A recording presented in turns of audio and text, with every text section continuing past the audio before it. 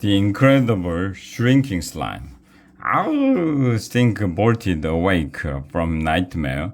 His heart was pounding. His neck was sweating. At least he was alive. Phew!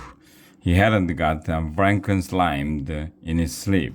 Stink tiptoed across the hall to his room. He put his ear up to the door.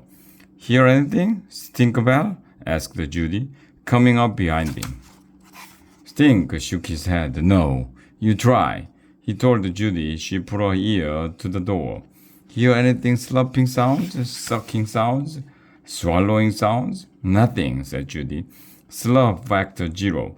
All quiet on the glass front. What if it's quiet because everything in my whole room is eaten? Said Stink. Poor Toddy and Astro. You mean you left your pets in there? Asked Judy. Hey, I was busy trying to save myself, said Stink. Judy put her hand on the knob. You're going to have to go in there sometime, she said.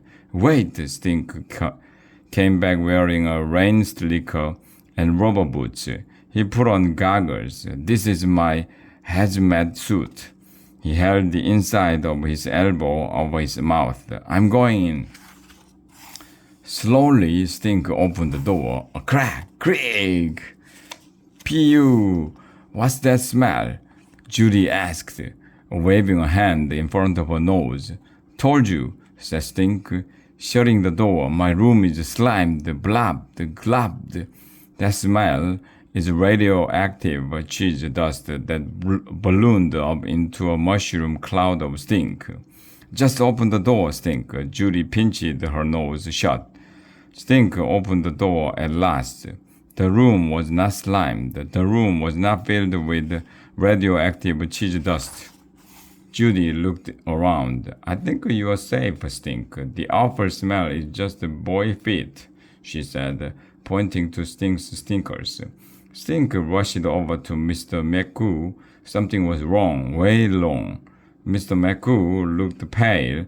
Mr. McCoo looked sickly. Mr. McCoo looked like 100-year-old shrunken head. He looks like a shrinking dink, cried Stink. The incredible shrinking slime, said Judy. Instead of growing by leaps and blobs in a single night, Mr. McCoo had shrunk. Captain's log, slime date 3196.37. Return to SOTC, scene of the crime. Patient in weak state, cause unknown. Radioactive cheese doodle sneeze suspected. Maybe he has slime mold flu or something, said Judy. More like cheese doodles flu, said Stink. I think Mr. McCoo threw up, said Judy. He didn't throw up. He just looks like throw up. Or maybe the smell of your stinky sneakers finally did him in, said Judy. Not funny, said Stink. This is an emergency. Maybe he's hungry. Go back downstairs and bring me 3 oat flakes and a pancake. When Stink got back, Judy fed Mr. McCoo the 3 oat flakes. So what's the pancake for? Stink asked. Me, said Judy, taking a bite. She set it down on the desk. Stink, I know what to do. Go to my room and get my doctor kit. Stink got Judy's way official kit. Judy took out her stethoscope. She held it up to Mr. McCoo. I do not detect a heartbeat, said Dr. Judy. Do you hear anything? Asked Stink. Just you breathing down my neck, said Judy. Next, she took Mr. McCoo's temperature. Is it normal? Asked Stink. What's normal for slime mold? Judy frowned. Captain's log, slime date 3196.41. Slime mold reported to sick bay. Dr. Judy Moody taking over command. Air temperature indoors 68 degrees. Slime mold temperature 0 and dropping. No heartbeat. Keep eye out for rapid change in temperature. Condition critical. Stinker, get me a blanket, said Judy. Stink pulled the covers off his race car bed. Judy bundled the blanket all around Mr. McCool's dish like a nest. Now, get me a lamp. Stink moved the light-up globe closer. Now I need some warm rocks, said Judy. Stat. Warm rocks? What am I? You golfer? You golfer? Do you want Mr. McCool to get better or not? Judy asked. Stinker nodded. Then stat. Judy repeated, and that, if you don't know, means quick, hurry, now, not yesterday. Stinker raced outside and collected the first 5 rocks he saw.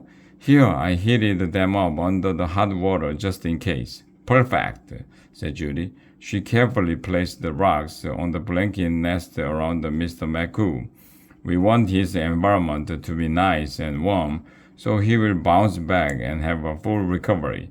Now, go get the mister, Judy ordered. Mr. Who? Not Mr. Who, the Mr. Thingy Dad uses to spray plants. Sink went downstairs and brought back the mister. Judy spirited Mr. McCool with a fine mist to make sure he doesn't dry out. Maybe he should give him some baby aspirin, said Sink. Good thinking, said Judy. I have some in my doctor kit.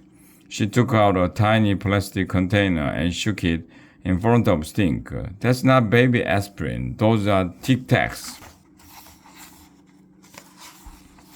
Now, give me 4 pencils, said Judy.